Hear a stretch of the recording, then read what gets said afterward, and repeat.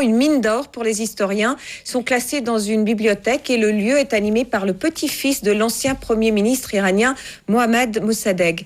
Claude Pelot, Olivier Collère. Installé à Genève depuis 50 ans, Abdol-Bayat Mossadegh a décidé d'ouvrir sa mémoire et ses livres au public. La bibliothèque d'iranologie qui vient d'ouvrir est un lieu ouvert à tous.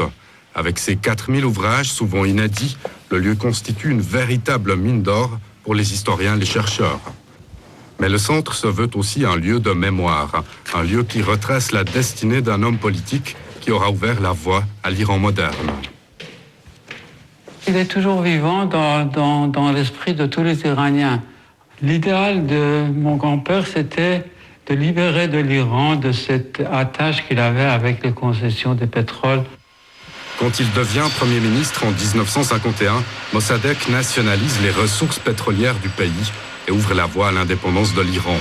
Son combat lui attire les foudres de la Grande-Bretagne et des États-Unis qui exploitent alors l'or noir iranien. En 1953, Mossadegh tombe, renversé par un coup d'État orchestré par Londres et Washington. On sentait avant de partir de l'Iran, il y a quelque chose qui va arriver. Je voyais des gens dans la rue comme ça, et il y avait quelque chose qui pouvait arriver. Et puis le coup d'État est parti. Destitué, condamné à mort, puis gracié par le Shah d'Iran, Mossadegh mourra 14 ans plus tard, contraint à vivre en résidence surveillée.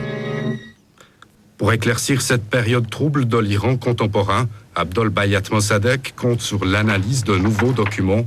Des archives livrées par Téhéran enrichiront bientôt le fonds de recherche.